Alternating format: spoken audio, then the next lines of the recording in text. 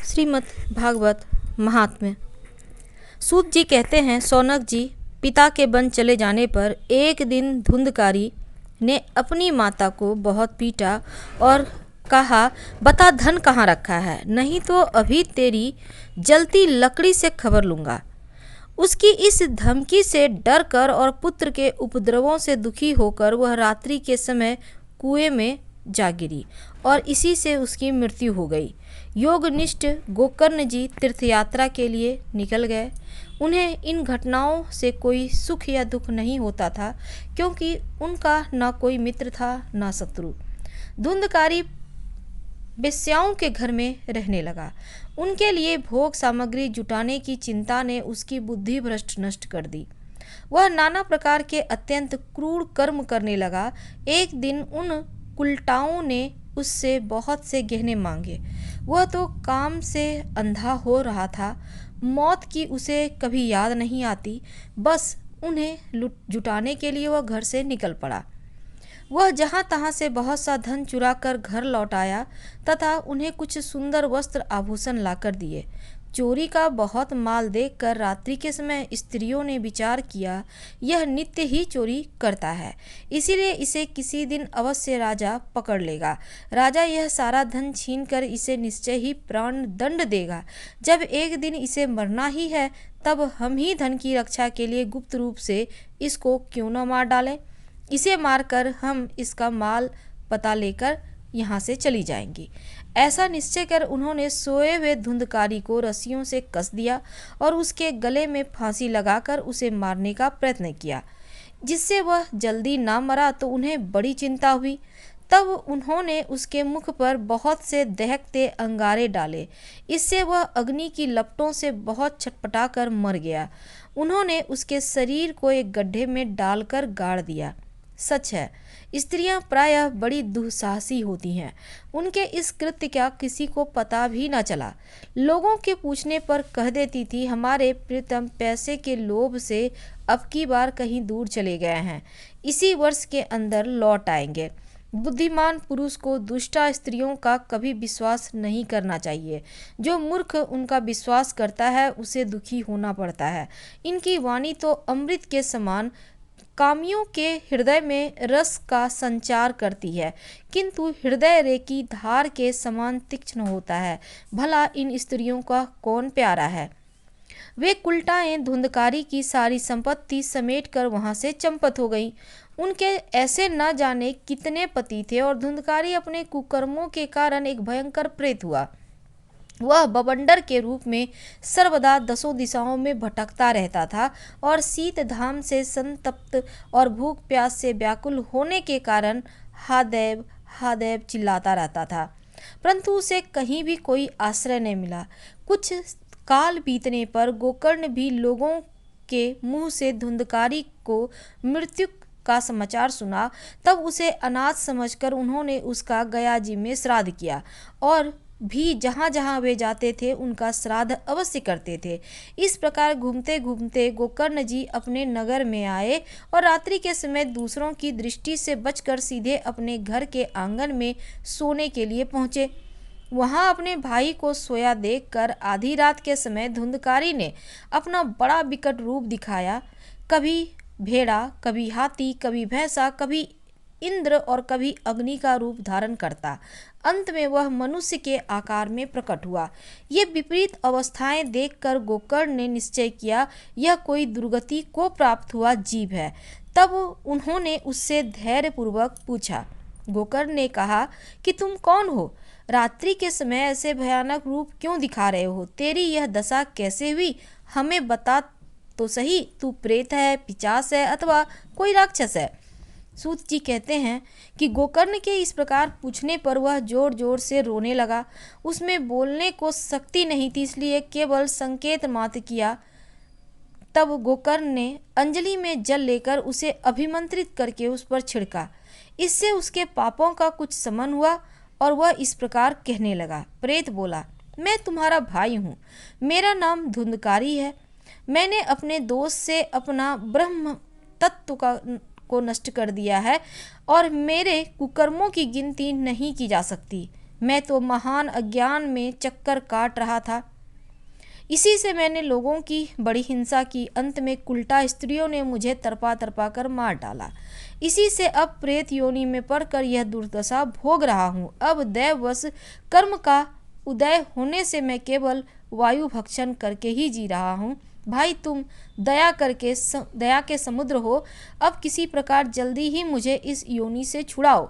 गोकर्ण ने धुंधकारी की सारी बातें सुनी, तब उससे बोले।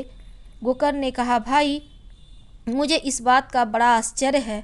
मैं तुम्हारे लिए विधिपूर्वक गया जी में पिंडदान किया, फिर भी तुम प्रेत योनि से मुक्त कैसे नहीं हुए? यदि गया श्राद्ध से भी तुम्हारी मुक्ति नहीं हुई, तब इसका और कोई उपाय ही नहीं है। अच्छा, तुम यह सब बात खोल कर कहो, मुझे अब क्या करना चाहिए? प्रेत ने कहा, मेरी मुक्ति सैकड़ों गया श्राद्ध करने से भी नहीं हो सकती। अब तो तुम इसका कोई और उपाय सोचो। प्रेत की यह बात सुनकर गोकर्ण को बड़ा आश्चर्य हुआ। वे कहने लगे, यदि सैकड़ों गया श्राद्ध से तुम्हारी मुक्ति नहीं हो सकती, तब तो तुम्हारी मुक्ति असंभव ही है। अच्छा, अभी तो तुम निर्भय होकर अपने स्थान पर रहो, मैं विचार करके तुम्हारी मुक्ति के लिए कोई दूसरा उपाय करूँगा। गोकर्ण की आज्ञा पाकर धुंधकारी वहाँ से अपने स्थान पर चला गया। इधर गोकर्ण ने रात भर विचार किया, तब भी उन्हें कोई उपाय नहीं सूझा। प्रातःकाल उनको आया देख लोग प्रेम से उनसे मिलने आए। तब गोकर्ण ने रात में जो कुछ जिस प्रकार हुआ था सब कुछ सुना दिया। उनमें से जो लोग विद्वान, योगनिष्ठ, ज्ञानी और वेदज्ञ थे, उन्होंने भी अनेकों शास्त्रों को उलट पुलट कर देखा, तो भी उसकी मुक्ति का कोई उपाय न मिला। तब सबने निश्चय किया, इस विषय में सूर्य नारायण जो आज्ञा करें वही करना चाहिए। अतः गोकर्ण ने अपने तपोबल से सूर्य की गति को रोक दिया। उन्होंने स्तुति की, भगवान आप सारे संसार के साक्षी हैं, मैं आपको नमस्कार करता हूँ, आप मुझे कृपा करके धुंधकारी की मुक्ति का साधन बताइए। गोकर्ण की प्रार्थना सुनकर सूर्यदेव ने दूर से ही स्पष्ट शब्दों में कहा, श्रीमद् भागवत से मुक्ति हो सकती है, इसलिए तुम उसका सप्ताह पारायण करो। सूर्य का यह धर्ममय वचन वहाँ सभी ने सुना। तब सबने यही कहा कि प्रयत्नपूर्वक यही करो। है भी यह साधन बहुत सरल। अतः गोकर्ण जी भी तदनुसार निश्चय करके कथा सुनाने के लिए तैयार हो गए। देश और गांवों से अनेकों लोग कथा सुनने के लिए आए। बहुत से लंगड़े, लूले, अंधे, बूढ़े और मंदबुद्धि पुरुष भी अपने पापों की निवृत्ति के उद्देश्य से वहां पहुंचे। इस प्रकार वहां इतनी भीड़ हो गई कि उसे देखकर देवताओं को भी आश्चर्य होता था। जब गोकर्ण जी व्यास गद्दी पर बैठकर कथा कहने लगे, तब वह प्रेत भी वहां आ पहुंचा और इधर उधर बैठने के लिए स्थान ढूंढने लगा। इतने में ही उसकी दृष्टि एक सीधे रखे हुए 7 गांठ के बांस पर पड़ी। उसी के नीचे के छिद्र में घुसकर वह कथा सुनने के लिए बैठ गया। वायु रूप होने के कारण वह बाहर कहीं बैठ नहीं सकता था, इसीलिए बांस में घुस गया। गोकर्ण जी एक वैष्णव ब्राह्मण को मुख्य श्रोता बनाया और प्रथम स्कंद से ही स्पष्ट स्वर में कथा सुनाना प्रारंभ कर दिया। शाम के समय जब कथा को विश्राम दिया गया, तब एक विचित्र बात हुई। वहां सभासदों ने देखा, देखते ही उस बांस की गांठ तड़तड़ शब्द करती हुई फट गई। इसी प्रकार दूसरे दिन सायंकाल दूसरी गांठ फटी और तीसरे दिन उसी समय तीसरी। इस तरह 7 दिन में 7 गांठों को फोड़कर धुंधकारी 12 स्कंधों को सुनने से पवित्र होकर प्रेत योनि से मुक्त हो गया और दिव्य रूप धारण करके सबके सामने प्रकट हुआ। उसका मेघ के समान श्याम शरीर पीतांबर और तुलसी की मालाओं से सुशोभित था तथा सिर पर मनोहर मुकुट और कानों में कमनीय कुंडल झिलमिला रहे थे। उसने तुरंत अपने भाई गोकर्ण को प्रणाम करके कहा, भाई तुमने कृपा करके मुझे प्रेत योनि की यातनाओं से मुक्त कर दिया। यह प्रेत पीड़ा का नाश करने वाली श्रीमद् भागवत कथा धन्य है तथा श्री कृष्ण चंद्र के धाम की प्राप्ति कराने वाला इसका सप्ताह पारायण भी धन्य है। जब सप्ताह श्रवण का योग लगता है तब सब पाप थर्रा उठते हैं। अब यह भागवत की कथा जल्दी ही हमारा अंत कर देगी। जिस प्रकार आग गीली, सूखी, छोटी बड़ी सब तरह की लकड़ियों को जला डालती है, उसी प्रकार यह सप्ताह श्रवण मन, वचन और कर्म द्वारा किए हुए नए पुराने छोटे सभी प्रकार के पापों को भस्म कर देता है। विद्वानों ने देवताओं की सभा में कहा, जो लोग इस श्रीमद् भागवत की कथा नहीं सुनते उनका जन्म वृथा है। भला मोहपूर्वक लालन पालन करके यदि इस अनित्य शरीर को हृष्ट पुष्ट और बलवान भी बना लिया तो भी श्रीमद् भागवत की कथा सुने बिना इससे क्या लाभ हुआ। अस्थियां ही इस शरीर के आधार स्तंभ हैं। नस नाड़ी रूप रस्सियों से यह बंधा हुआ है। ऊपर से इस पर मांस और रक्त थोप कर इसे चर्म से मढ़ दिया गया है। इसके प्रत्येक अंग से दुर्गंध आती है, क्योंकि यह तो मल मूत्र का भांड ही है। वृद्धावस्था और शोक के कारण यह परिणाम में दुखमय ही है। रोगों का तो घर ही ठहरा। यह निरंतर किसी न किसी कामना से पीड़ित रहता है, कभी इसकी तृप्ति ही नहीं होती। इसे धारण किए रहना भी एक भार ही है।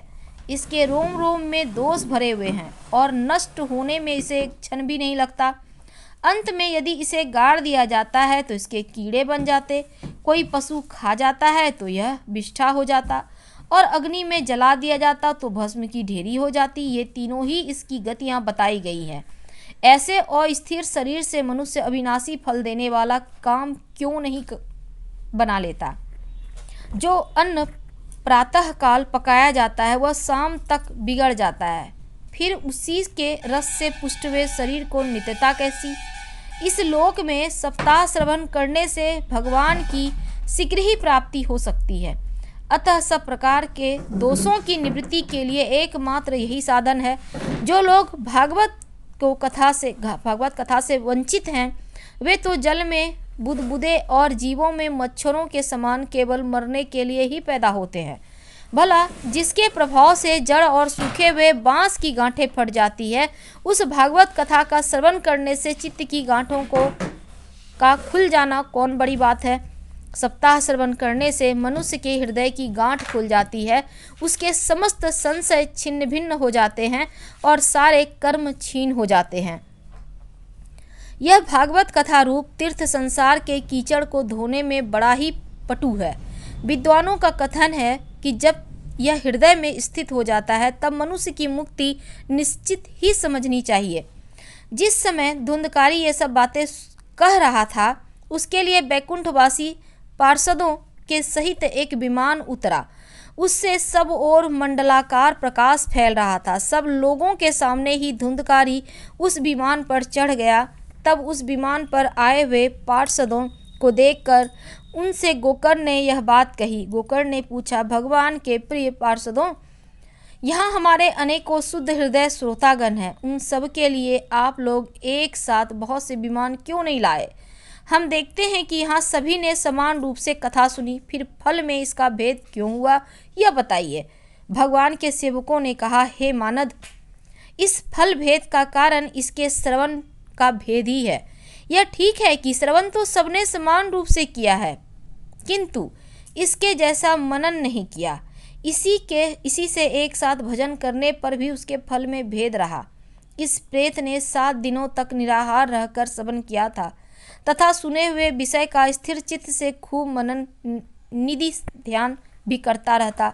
जो ज्ञान दृढ़ नहीं होता वह व्यर्थ हो जाता है। इसी प्रकार ध्यान न देने से, श्रवण का संदेह से, मंत्र का चित्त के इधर उधर भटकते रहने से जप का भी फल नहीं होता। वैष्णवहीन देश और पात्र को कराया हुआ श्राद्ध का भोजन, अत्रोत्रीय को दिया हुआ दान और आचारहीन कुल, इन सब का नाश हो जाता है। गुरु वचनों में विश्वास, दीनता का भाव, मन के दोषों पर विजय और कथा में चित्त की एकाग्रता, तमाम नियमों का यदि पालन किया जाए तो श्रवण का यथार्थ फल मिलता है। यदि ये श्रोता फिर से श्रीमद् भागवत की कथा सुने तो निश्चय ही सबको बैकुंठ की प्राप्ति होगी। और गोकर्ण जी, आपको तो भगवान स्वयं आकर गोलोक धाम में ले जाएंगे। यो कहकर वे सब पार्षद हरि कीर्तन करते बैकुंठ लोक चले गए। गोकर्ण जी फिर उसी प्रकार सप्ताह में कथा कही और उन श्रोताओं ने उसे फिर सुना। नारद जी, इस कथा की समाप्ति पर जो कुछ हुआ वह सुनिए। वहाँ भक्तों से भरे हुए विमान के साथ भगवान प्रकट हुए। सब ओर से जय जयकार, नमस्कार की ध्वनियाँ होने लगी। भगवान स्वयं हर्षित होकर अपने पांचजन्य शंख की ध्वनि करने लगे। उन्होंने गोकर्ण को हृदय से लगाकर अपने ही समान बना लिया। उन्होंने क्षण भर में ही अन्य सब श्रोताओं को भी मेघ के समान श्याम वर्ण, रेशमी पीताम्बरधारी तथा किरीट और कुंडल आदि से विभूषित कर दिया। उस गांव में कुत्ते, चांडाल पर्यंत जितने भी जीव थे, वे सभी गोकर्ण जी की कृपा से विमानों पर चढ़ा लिए गए तथा जहां योगी जन जाते हैं उस भगवत धाम में वे भेजे गए। इस प्रकार भक्तवत्सल भगवान श्री कृष्ण कथा श्रवण से प्रसन्न होकर गोकर्ण जी को साथ ले अपने बाल बाल के प्रिय गोलोक धाम में चले गए। पूर्व काल में जैसे अयोध्यावासी भगवान श्री राम के साथ साकेत धाम सिधारे थे, उसी प्रकार भगवान श्री कृष्ण उन सबको योगी दुर्लभ गोलोक धाम ले गए, जिस लोक में सूर्य, चंद्रमा और सिद्धों की भी कभी गति नहीं हो सकती। उसमें वे श्रीमद् भागवत श्रवण करने से चले गए। नारद जी, सप्ताह यज्ञ के द्वारा कथा श्रवण करने से जैसा उज्जवल फल संचित होता है, उसके विषय में हम आपसे क्या कहें। अजी, जिन्होंने अपने कर्णपूट से गोकर्ण जी की कथा के एक अक्षर का भी पान कर लिया, वे फिर माता के गर्भ में नहीं आए। जिस गति को लोग वायु, जल, पत्ते खाकर, शरीर सुखाने से, बहुत काल तक घोर तपस्या करने से और योगाभ्यास से भी नहीं पा सकते, उसे वे सप्ताह श्रवण से सहज ही प्राप्त कर लेते हैं। इस परम पवित्र इतिहास का पाठ चित्रकूट पर विराजमान मुनीश्वर सांडिल्य भी ब्रह्मानंद में मग्न होकर करते रहते हैं। यह कथा बड़ी ही पवित्र है। एक बार के श्रवण से ही समस्त पाप राशि को भस्म कर देती है। यदि इसका श्राद्ध से समय पाठ किया जाए तो इससे पितृगण को बड़ी तृप्ति होती है और नित्य पाठ करने से मोक्ष की प्राप्ति होती है। श्रीमद् भागवत पुराण महात्म्य 5 समाप्त हुआ। हम आपसे विदा लेते हैं। हर हर महादेव। धन्यवाद।